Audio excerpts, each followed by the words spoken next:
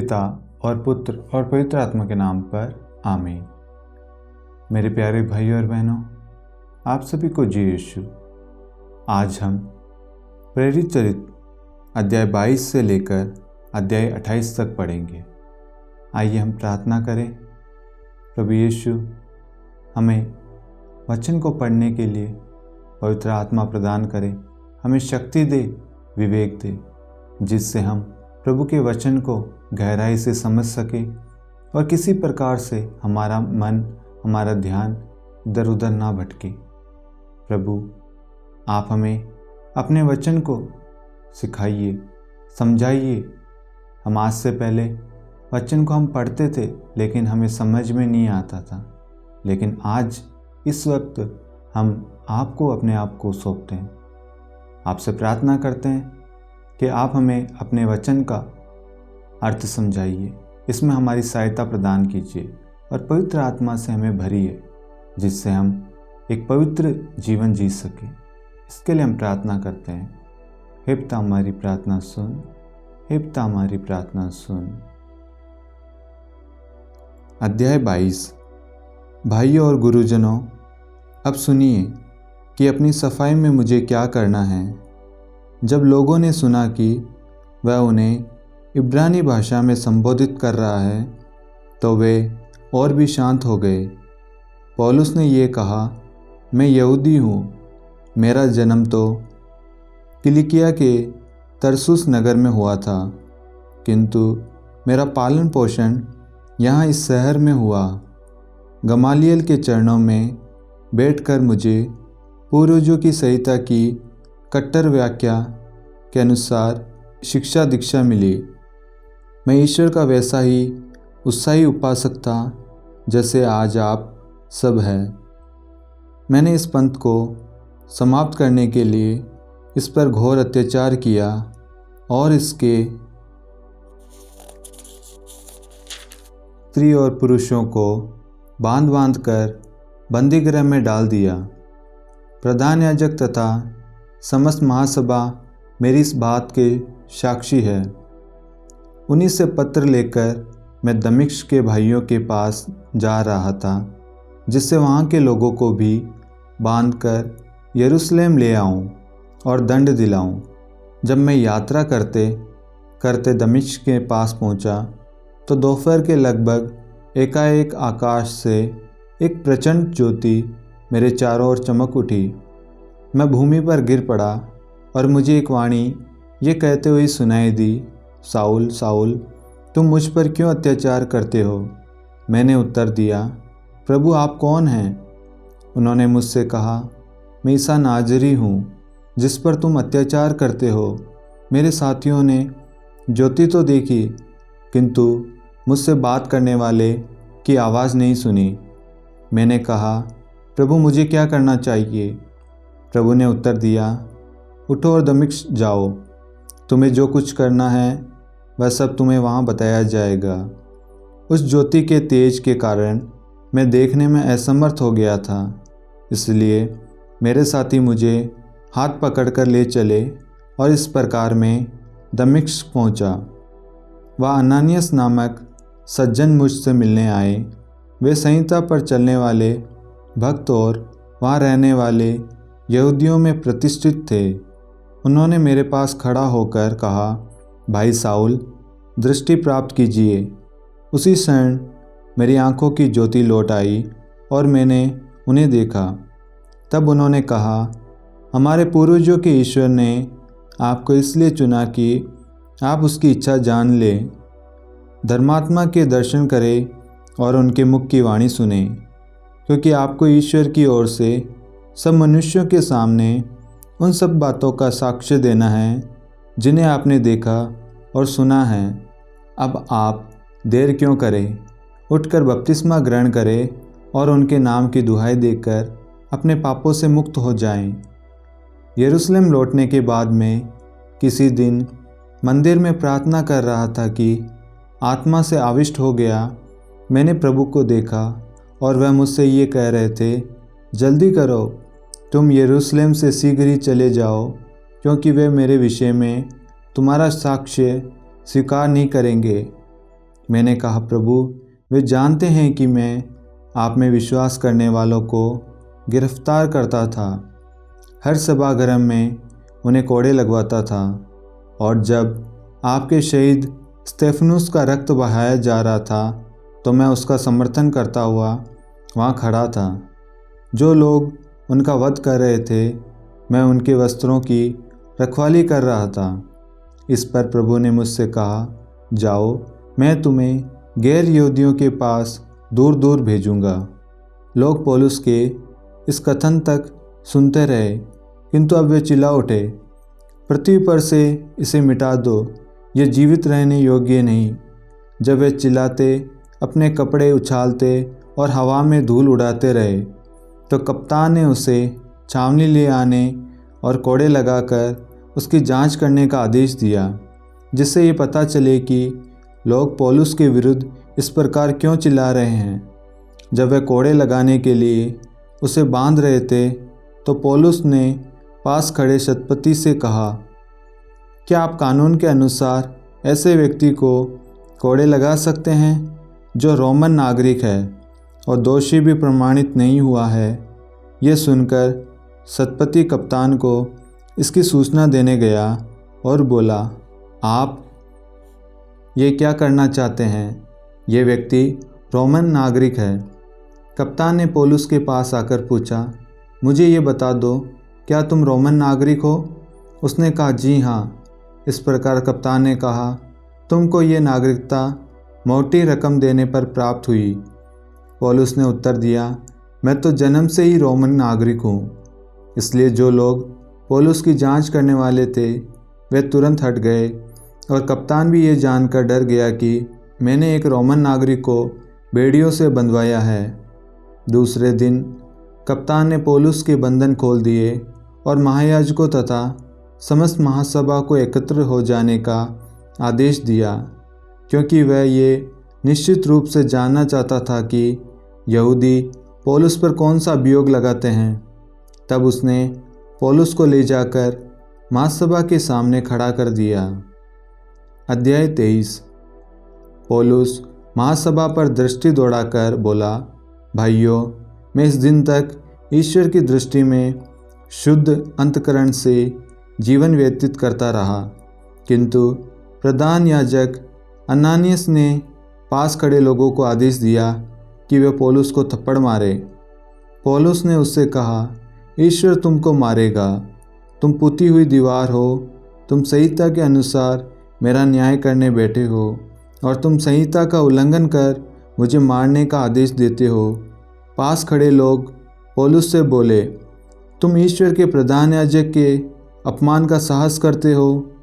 पौलुस ने उत्तर दिया, भाइयों, मैं नहीं जानता कि ये प्रधान याजक है। धर्म ग्रंथ में लिखा है, अपने राष्ट्र के शासक की निंदा मत करो। पौलुस ये जानता था कि महासभा में दो दल है, एक सदुकियों का और दूसरा फरीसियों का।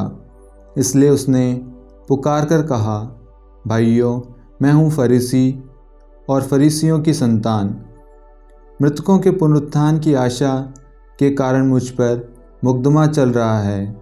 पौलुस के इन शब्दों पर फरीसियों तथा सदुकियों में विवाद उत्पन्न हुआ और उनमें फूट पड़ गई, क्योंकि सदुकियों की धारणा है कि न तो पुनरुत्थान है, न स्वर्गदूत और न आत्मा, परंतु फरीसी इन पर विश्वास करते हैं। इस प्रकार बड़ा कोलाहल मच गया।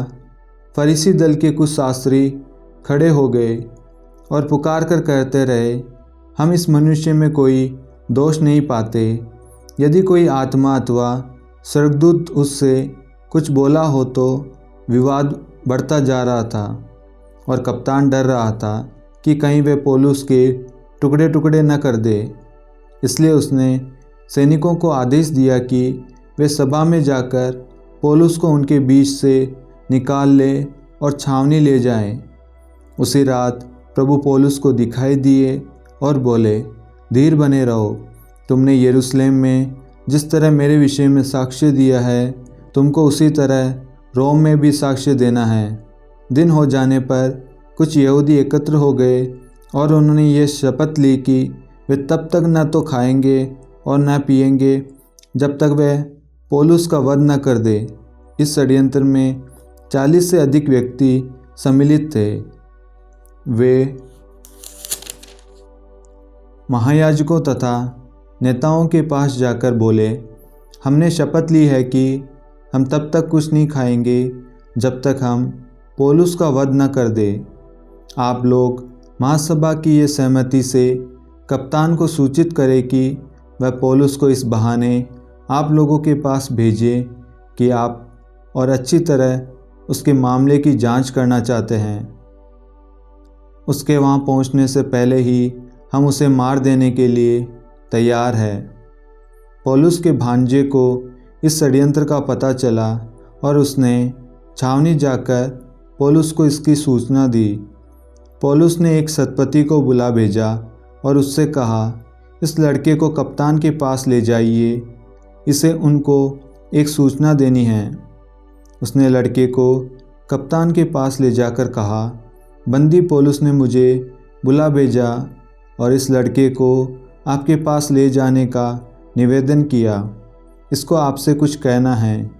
कप्तान ने उसका हाथ पकड़ा और उसे एकांत में ले जाकर पूछा, तुम्हें मुझको कौन सी सूचना देनी है? उसने कहा, यहूदियों ने षड्यंत्र रचा है। वे आपसे ये निवेदन करेंगे कि आप कल पौलुस को इस बहाने सभा में ले चले कि वे और अच्छी तरह उसके मामले की जांच करें। आप उनकी बात नहीं मानेंगे। उनमें 40 से अधिक व्यक्ति पौलुस की घात में बैठे हुए हैं। उन्होंने शपथ ली है कि वे तब तक न तो खाएंगे और न पिएंगे जब तक वे पौलुस का वध न कर दे। वे अभी तैयार है और आपकी अनुमति की प्रतीक्षा में है। कप्तान ने यह आदेश देकर लड़के को जाने दिया कि तुम किसी को भी ये नहीं बताओगे कि तुमने मुझे ये सूचना दी है।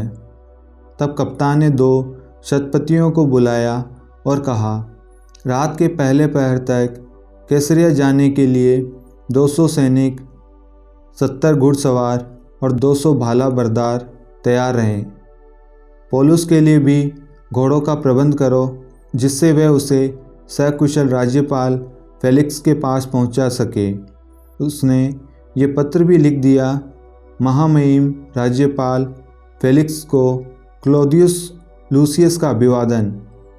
यहूदियों ने इस व्यक्ति को पकड़ लिया था और वह इसे मार डालना चाहते थे, परंतु मैंने अपने सैनिकों के साथ वहां पहुंचकर इसे छुड़ा लिया, क्योंकि मुझे पता चला कि यह रोमन नागरिक है। मैं ये जानना चाहता था कि वे इस पर कौन सा अभियोग लगाते हैं, इसलिए मैं इसे उनकी महासभा ले गया। मैं समझ गया कि अभियोग उनकी संहिता के विवादास्पद प्रश्नों से संबंध रखता है और इस पर ऐसा कोई आरोप नहीं लगाया जा रहा है जो मृत्यु या कैद के योग्य हो। मुझे ये सूचना मिल गई है कि इसे मारने का षड्यंत्र रचा जा रहा है, इसलिए मैं इसे तुरंत आपके पास भेज रहा हूँ। मैंने इसके अभियोगियों को भी अनुदेश दिया है कि वे आपके सामने इसके विरुद्ध अपना प्रतिवेदन प्रस्तुत करें। अलविदा। आदेश के अनुसार सैनिक पौलुस को ले गए और उसको उसी रात अंतिपत्रिस पहुंचा दिया। दूसरे दिन उन्होंने घुड़सवारों को पौलुस के साथ जाने दिया और वे खुद छावनी लौट आए। घुड़सवारों ने कैसरिया पहुंचकर राज्यपाल को वह पत्र दिया और पौलुस को उसके हवाले किया। राज्यपाल ने पत्र पढ़कर पौलुस से पूछा कि वह किस प्रांत का है। ये जानकर कि वह किलिकिया का है, उसने कहा, जब तुम्हारे अभियोगी भी पहुँचेंगे तब तुम्हारी सुनवाई होगी। और उसने पौलुस को हेरोद के किले में कैद करने का आदेश दिया। अध्याय 24। 5 दिन बाद प्रधान याजक अनानियास कुछ नेताओं और तेर्तुल्लुस नामक वकील के साथ कैसरिया पहुंचा। उन्होंने राज्यपाल के सामने पौलुस के विरुद्ध निवेदन पत्र प्रस्तुत किया। पौलुस को बुलाया गया और तेर्तुल्लुस ये कहते हुए उस पर अभियोग लगाने लगा, महामहिम फेलिक्स महोदय, हम हार्दिक कृतज्ञता के साथ ये स्वीकार करते हैं कि हम आपके कारण अपार शांति में जीवन बिताते हैं और आपकी दूरदर्शिता से हमारे प्रांत में हर तरह की और हर जगह उन्नति हो रही है। मैं आपका अधिक समय नहीं लेना चाहता। मेरा नम्र निवेदन है कि आप हमारे 2 शब्द सुनने की कृपा करें। हमारा अनुभव है कि ये व्यक्ति उपद्रवी है। ये दुनिया भर के सब यहूदियों में फूट डालता और नाज़री संप्रदाय का एक नेता है। ये मंदिर अपवित्र करने की चेष्टा भी कर ही रहा था कि हमने इसे गिरफ्तार किया। आप इससे पूछताछ कर उन सब बातों की सच्चाई का पता लगा सकते हैं जिनके विषय में हम इस पर अभियोग लगाते हैं। यहूदियों ने ये कहते हुए तेर्तुल्लुस के अभियोग का समर्थन किया कि ये बातें सही है। राज्यपाल ने पौलुस को बोलने का संकेत किया और उसने ये उत्तर दिया, मैं ये जानकर आत्मविश्वास के साथ अपनी सफाई दे रहा हूँ कि आप बहुत वर्षों से इस राष्ट्र के न्यायाधीश हैं और परिस्थिति पूर्ण रूप से समझ सकते हैं। 12 दिन से अधिक नहीं हुए कि मैं आराधना करने यरूशलेम गया। किसी ने न तो मंदिर में, न सभागृह में और न कहीं शहर में मुझे किसी से विवाद करते या लोगों को उकसाते देखा है।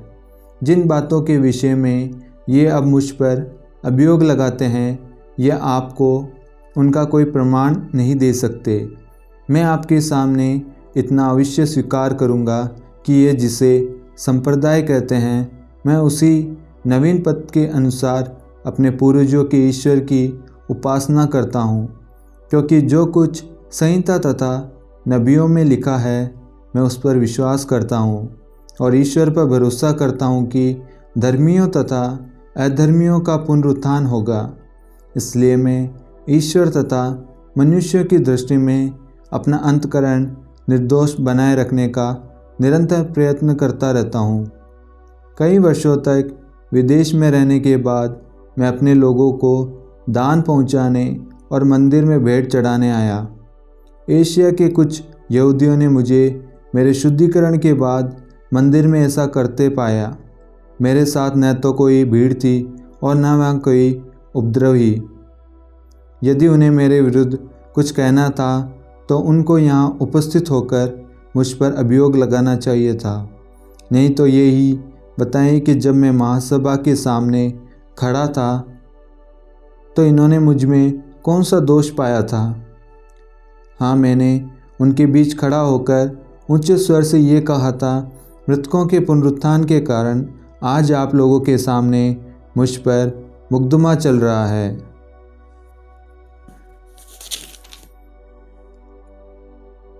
फेलिक्स नवीन पद के विषय में पूरी जानकारी रखता था। उसने सुनवाई स्थगित कर दी और यहूदियों से कहा, कप्तान लूसियस के आने पर मैं आप लोगों के मुकदमे का फैसला करूंगा।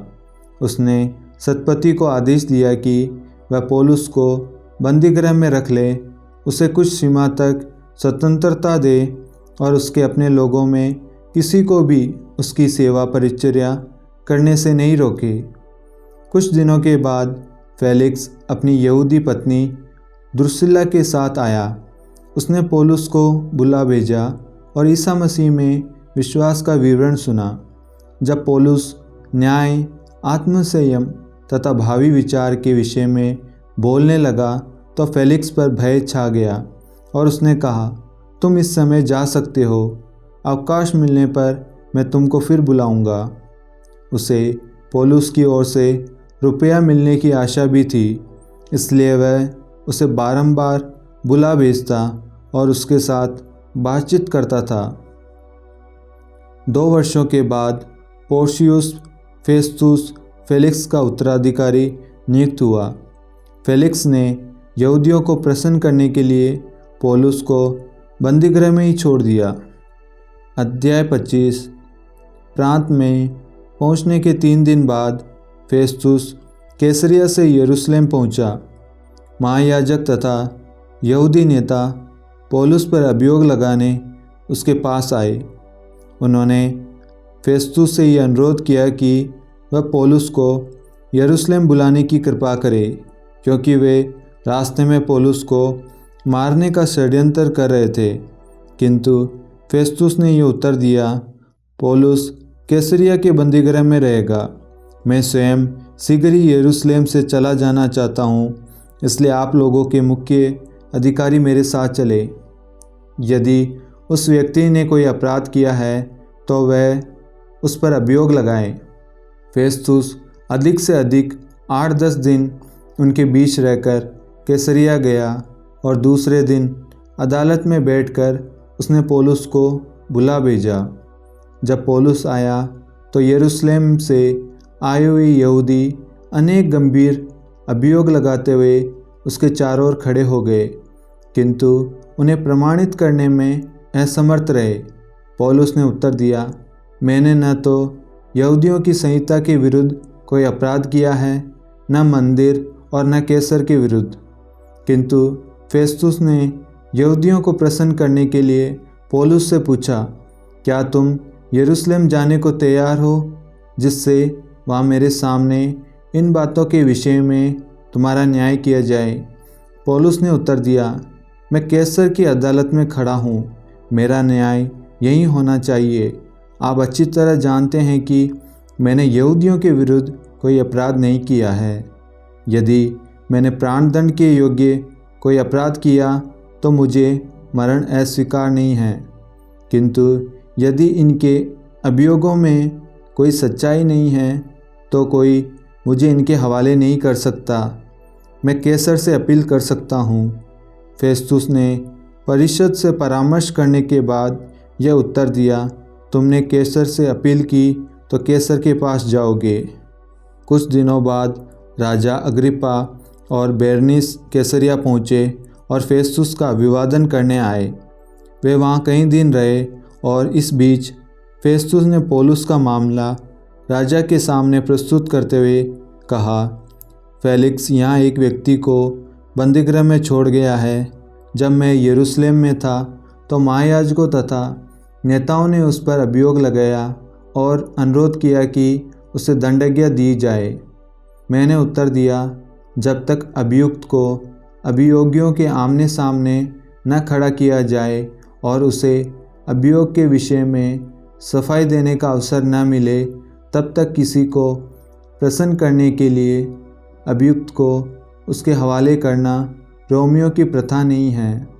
इसलिए वे यहाँ आए और मैंने दूसरे ही दिन अदालत में बैठकर उस व्यक्ति को बुला भेजा। किंतु जिन अपराधों का मुझे अनुमान था उनके विषय में उन्होंने उस पर कोई अभियोग नहीं लगाया। उन्हें केवल अपने धर्म से संबंधित कुछ बातों में उससे मतभेद था और ईसा नामक व्यक्ति के विषय में जो मर चुका है, किंतु पौलुस जिसके जीवित होने का दावा करता है। मैं ये वाद विवाद सुनकर असमंजस में पड़ गया, इसलिए मैंने पौलुस से पूछा कि क्या तुम यरूशलेम जाने को तैयार हो, जिससे वहाँ इन बातों के विषय में तुम्हारा न्याय किया जाए। किंतु पौलुस ने आवेदन किया कि सम्राट का फैसला हो जाने तक उसे बंदीगृह में रहने दिया जाए। इसलिए मैंने आदेश दिया कि जब तक मैं उसे कैसर के पास न भेजूँ तब तक वह बंदीगृह में रहे। अग्रिप्पा ने फेस्तुस से कहा, मैं भी उस व्यक्ति की बातें सुनना चाहता हूँ। फेस्तुस ने कहा, आप कल सुन लीजिए। दूसरे दिन अग्रिप्पा और बेरनीस ने बड़ी धूमधाम के साथ आकर सेनानायकों तथा प्रतिष्ठित नागरिकों के साथ सभा भवन में प्रवेश किया। फेस्तुस के आदेशानुसार पौलुस को प्रस्तुत किया गया। फेस्तुस ने कहा, महाराज अग्रिप्पा और यहाँ उपस्थित सज्जनों, आप लोग इस व्यक्ति को देखिए जिसके संबंध में यरूशलेम में भी और यहाँ भी समस्त यहूदी समुदाय मुझसे मिलने आया और ऊंचे स्वर से चिल्लाता रहा कि यह व्यक्ति अब जीवित रहने योग्य नहीं है, किंतु मैंने इसमें प्राणदंड के योग्य कोई अपराध नहीं पाया और जब इसने सम्राट से अपील की तो मैंने इसे भेजने का निश्चय किया। सम्राट को इसके विषय में कुछ लिखने की कोई निश्चित सामग्री मेरे पास नहीं है, इसलिए मैंने इस आशा से आप लोगों के सामने और महाराज अग्रिप्पा विशेष रूप से आपके सामने से उपस्थित किया है, जिससे जांच के बाद मुझे कुछ लिखने का आधार मिल जाए। किसी बंदी को भेजना और उस पर लगाए अभियोगों का उल्लेख नहीं करना मुझे असंगत लगता है। अध्याय 26। अग्रिप्पा ने पौलुस से कहा, तुम्हें अपनी सफाई देने की अनुमति है। इस पर पौलुस हाथ फैलाकर अपनी सफाई देने लगा। महाराज अग्रिप्पा, यहूदियों ने मुझ पर बहुत से अभियोग लगाए हैं। इस संबंध में मैं आज आपके सामने अपनी सफाई दे सकता हूँ। यह मैं अपना सौभाग्य मानता हूँ, विशेष रूप से इसलिए कि आप यहूदियों की प्रथाओं तथा विवादों से पूरी तरह परिचित हैं। मेरी प्रार्थना है कि आप धैर्य से मेरी बात सुने। मेरा जीवन युवावस्था से अपने राष्ट्र के लोगों के बीच और यरूशलेम में ही बीता, इसलिए सब यहूदी जानते हैं कि प्रारंभ से ही मेरा आचरण कैसा था। वे मुझे बहुत समय से जानते हैं और यदि चाहें तो साक्ष्य दे सकते हैं कि मैंने फरीसी के रूप में अपने धर्म के सबसे कट्टर संप्रदाय के अनुरूप जीवन बिताया है। ईश्वर ने हमारे पूर्वजों से जो प्रतिज्ञा की है, उसी की आशा के कारण मुझ पर मुकदमा चल रहा है। हमारे 12 वंश दिन रात ईश्वर की उपासना में दृढ़ बने रहते हुए उस प्रतिज्ञा की पूर्ति देखने की आशा करते हैं। महाराज, उस आशा के संबंध में यहूदी मुझ पर अभियोग लगाते हैं। मैं यहूदियों से ये पूछना चाहता हूँ कि आपको ये बात क्यों अविश्वसनीय लगती है कि ईश्वर मृतकों को पुनर्जीवित करता है। मैं भी हर तरह ईसा नाज़री के नाम का विरोध करना अपना कर्तव्य समझता था। मैंने यरूशलेम में वही किया। मैंने महायाजकों से अधिकार प्राप्त कर बहुत से संतों को बंदीगृह में डाल दिया और जब उन्हें प्राणदंड दिया जा रहा था तो मैंने इसके लिए अपनी सहमति दी थी। मैं उन्हें सभी सभागृहों में बारंबार दंड दिलाकर इस निंदा के लिए बाध्य करने का प्रयत्न करता था। मेरा प्रकोप इतना बढ़ गया था कि मैं विदेशी नगरों में भी जाकर उनको सताता था। इस अभिप्राय से मैं किसी समय महायाजकों के अधिकार और अनुमति से दमिश्क की यात्रा कर रहा था। महाराज, मैंने दिन की दोपहर को रास्ते में देखा कि सूर्य से भी अधिक देदीप्यमान आकाश की एक ज्योति मेरे और मेरे साथियों के चारों ओर चमक उठी। हम सब भूमि पर गिर पड़े और मुझे इब्रानी भाषा में एक वाणी ये कहती सुनाई दी, साउल साउल, तुम मुझ पर क्यों अत्याचार करते हो? अंकुश पर लात चलाना तुम्हारे लिए कठिन है। मैंने कहा, प्रभु आप कौन हैं? प्रभु ने उत्तर दिया, मैं ईसा हूँ जिस पर तुम अत्याचार करते हो। उठो और अपने पैरों पर खड़े हो जाओ। मैं तुम्हें इसलिए दिखाई पड़ा कि तुम्हें अपना सेवक और साक्षी नियुक्त करो। तुम मेरे विषय में जो देख चुके हो और बाद में जो देखोगे उसके संबंध में साक्ष्य दोगे। मैं इस राष्ट्र से और गैर यहूदियों से तुम्हारी रक्षा करूँगा। मैं उनकी आंखें खोलने के लिए उन्हें अंधकार से ज्योति की ओर और शैतान की अधीनता से ईश्वर की ओर अभिमुख करने के लिए तुम्हें उनके पास भेजूँगा, जिससे वह मुझ में विश्वास करने के कारण अपने पापों की क्षमा और संतों के बीच स्थान प्राप्त कर सके। महाराज अग्रिप्पा, मैंने उस दिव्य दर्शन की आज्ञा का उल्लंघन नहीं किया। मैंने पहले दमिश्क तथा यरूशलेम के लोगों में और उसके बाद सारी यहूदिया तथा गैर यहूदियों में भी प्रचार किया और लोगों से अनुरोध किया कि वे पश्चाताप करें, ईश्वर की ओर अभिमुख हो जाएं और पश्चाताप के अनुरूप आचरण करें। यही कारण है कि यहूदी मुझे मंदिर में गिरफ्तार कर मार डालना चाहते थे। मैं ईश्वर की सहायता से आज तक दृढ़ रहा और छोटे बड़े सबके सामने साक्ष्य देता रहा। जिन बातों के विषय में नबियों ने और मूसा ने भविष्यवाणी की है, उनसे अधिक मैं कुछ नहीं कहता। अर्थात ये कि मसीह दुख भोगेंगे और मृतकों में सबसे पहले पुनर्जीवित होकर हमारी जनता को तथा गैर यहूदियों को ज्योति का संदेश देंगे। पौलुस इस प्रकार अपनी सफाई दे ही रहा था कि फेस्तुस ऊंचे स्वर से बोल उठा, पौलुस, तुम प्रलाप कर रहे हो, तुम्हारा प्रकांड पांडित्य तुमको बावला बना रहा है। पौलुस ने उत्तर दिया, माननीय फेस्तुस, मैं प्रलाप नहीं बल्कि सच्ची तथा विवेकपूर्ण बातें कर रहा हूँ।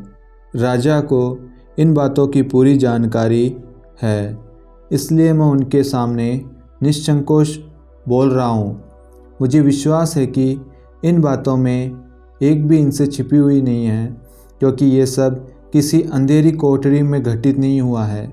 महाराज अग्रिप्पा, क्या आप नबियों पर विश्वास करते हैं? मैं जानता हूँ कि आप विश्वास करते हैं। अग्रिप्पा ने पौलुस से कहा, तुम तो अपने तर्कों द्वारा मुझे सरलता से मसीह बनाना चाहते हो। पौलुस ने उत्तर दिया, सरलता से हो या कठिनाई से, ईश्वर से मेरी ये प्रार्थना है कि न केवल आप बल्कि जो लोग आज मेरी बातें सुन रहे हैं वे सब के सब इन बेड़ियों को छोड़कर मेरे सदृश बन जाएं। तब राजा, राज्यपाल, बेरनीस और उनके साथ बैठे हुए लोग उठ खड़े हो गए। वे जाते समय आपस में ये कहते थे, यह व्यक्ति प्राणदंड या कैद के योग्य कोई अपराध नहीं करता। अग्रिप्पा ने फेस्तुस से कहा, यदि इस व्यक्ति ने कैसर से अपील न की होती तो यह रिहा कर दिया जा सकता था। अध्याय 27। जब ये निश्चित हुआ कि हम लोग जलमार्ग से इटली जाएंगे तो पौलुस और कुछ अन्य बंदियों को औगुस्ता पलटन के यूलियुस नाम सत्पति के हवाले कर दिया गया। हम एशिया के बंदरगाहों को जाने वाले अंद्रामुतियुम के एक जहाज़ पर सवार होकर रवाना हो गए। थिस्सलुनीके का अरिस्तार्खुस नामक मकेदोनी हमारे साथ था। दूसरे दिन हम सिदोन पहुँचे। यूलियुस पौलुस के साथ अच्छा व्यवहार करता था, इसलिए उसने पौलुस को मित्रों से मिलने तथा उनका सेवा सत्कार ग्रहण करने की अनुमति दी। हम वहाँ से कुप्रुस के किनारे किनारे होकर चले, क्योंकि हवा प्रतिकूल थी। इसके बाद हम किलिकिया तथा पंफूलिया के तटवर्ती सागर से होकर लुकिया के मूरा नामक नगर पहुँचे। वहाँ शतपति को सिकंदरिया का एक जहाज़ मिला जो इटली जाने वाला था, और उसने हमको उस पर चढ़ा दिया। हम कई दिनों तक धीरे धीरे आगे बढ़ते हुए कठिनाइयों से कनिदुस पहुँचे। हवा प्रतिकूल थी, इसलिए हम सलमोने के सामने से गुजरकर क्रेत के दक्षिण में किनारे किनारे चलते हुए कठिनाई से लसेया नगर के निकट सुंदर बंदरगाह नामक जगह पहुँचे। बहुत समय निकल चुका था और समुद्री यात्रा अब खतरनाक हो गई थी। उपवास का दिन भी बीत चुका था, इसलिए पौलुस ने उन लोगों को ये कहते हुए सावधान किया, सज्जनों, मुझे लग रहा है कि ये यात्रा संकटमय होगी। हमें न केवल माल और जहाज़ की हानि उठानी पड़ेगी बल्कि अपने प्राणों की भी। किंतु शतपति को पौलुस की बातों की अपेक्षा कप्तान और जहाज़ के मालिक पर अधिक विश्वास था। वह बंदरगाह जाड़ा बिताने के लिए बहुत उपयुक्त भी नहीं था, इसलिए अधिकांश लोग वहाँ से चल देने के पक्ष में थे। उन्हें किसी न किसी तरह फेनिक्स तक पहुँचने और वहाँ जाड़ा बिताने की आशा थी। फेनिक्स क्रेत का बंदरगाह है जो दक्षिण पश्चिम और उत्तर पश्चिम की ओर खुला हुआ है। जब एक मंद दक्षिणी हवा बहने लगी तो वे समझे कि हमारा काम बन गया है।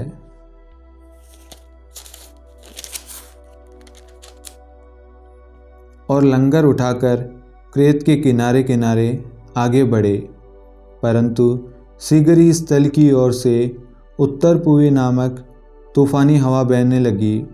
जहाज़ तूफ़ान की चपेट में आकर हवा का सामना करने में असमर्थ हो गया, इसलिए हम विवश होकर बहते चले जा रहे थे।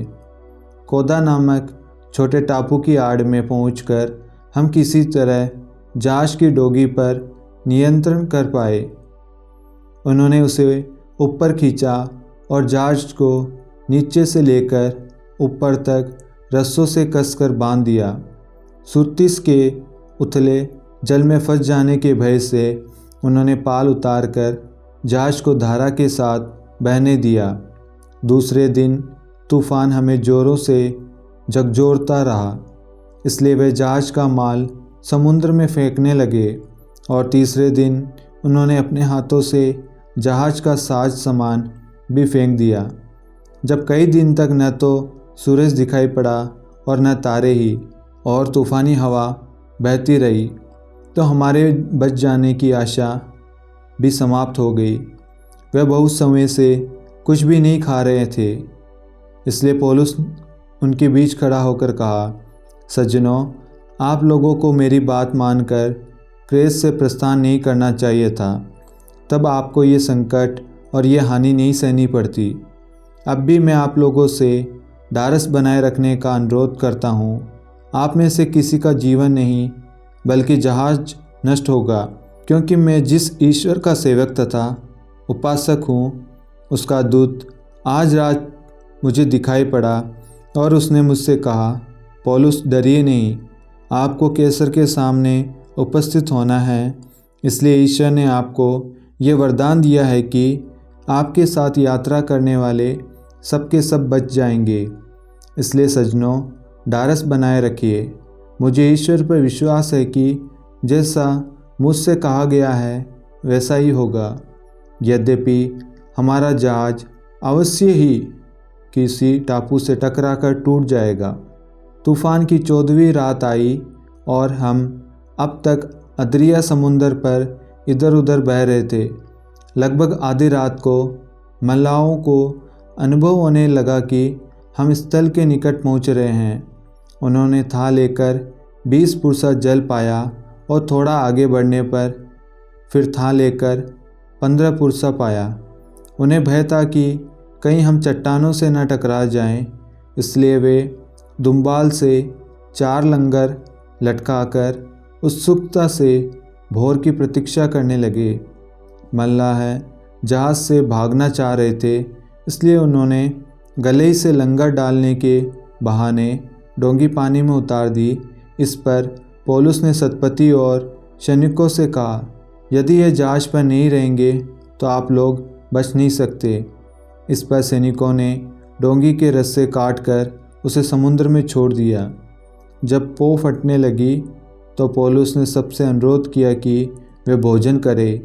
उसने कहा, आप लोगों को चिंता करते करते और निराहार रहते 14 दिन हो गए हैं। आप लोगों ने कुछ भी नहीं खाया, इसलिए मैं आप लोगों से भोजन करने का अनुरोध करता हूँ। इसी में आपका कल्याण है। आप लोगों में किसी का बाल भी बांका नहीं होगा। पौलुस ने ये कहकर रोटी ली, सबों के सामने ईश्वर को धन्यवाद दिया और वह उसे तोड़कर खाने लगा। तब सबकी जान में जान आई और उन्होंने भी खाना खाया।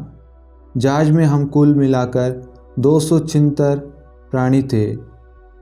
जब सब खाकर तृप्त हो गए तो वे अनाज समुद्र में फेंक जहाज हल्का करने लगे।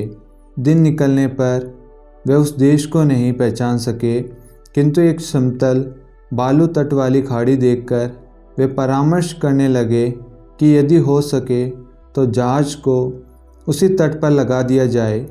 इसलिए उन्होंने लंगर काटकर समुद्र में छोड़ दिए, साथ ही पतवारों की रस्सियां खोल दी और अगला पाल हवा में तान कर तट की ओर चले।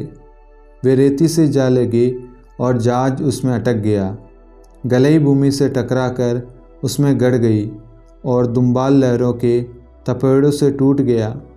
कहीं ऐसा न हो कि बंदी तैरते हुए भाग जाए, इसलिए सैनिक उन्हें मार डालना चाहते थे, किंतु सतपति ने पौलुस को बचाने के विचार से उन्हें रोका और आदेश दिया कि जो तैर सकते हैं वे पहले समुद्र में कूदकर तट पर चले और शेष लोग तख्तों या जहाज की दूसरी चीज़ों के सहारे पीछे आ जाएं। इस प्रकार सबके सब सकुशल तट पर पहुंच गए। अध्याय 28। बच जाने के बाद ही हमें पता चला कि टापू का नाम मेलिता है। वहाँ के निवासियों ने हमारे साथ बड़ा अच्छा व्यवहार किया। पानी बरसने लगा था और ठंड बढ़ रही थी, इसलिए उन्होंने आग जलाकर हम सबों का स्वागत किया। पौलुस लकड़ियों का गट्ठा बटोरकर आग पर रख ही रहा था कि एक सांप ताप के कारण उसमें से निकलकर उसके हाथ से लिपट गया। टापू के निवासी उसके हाथ में सांप लिपटा देखकर आपस में कहते थे, निश्चय ये व्यक्ति हत्यारा है। ये समुद्र से तो बच गया है, किंतु न्याय देवता ने उसे जीवित नहीं रहने दिया। पौलुस ने सांप को आग में झटका दिया और उससे कोई हानि नहीं हुई।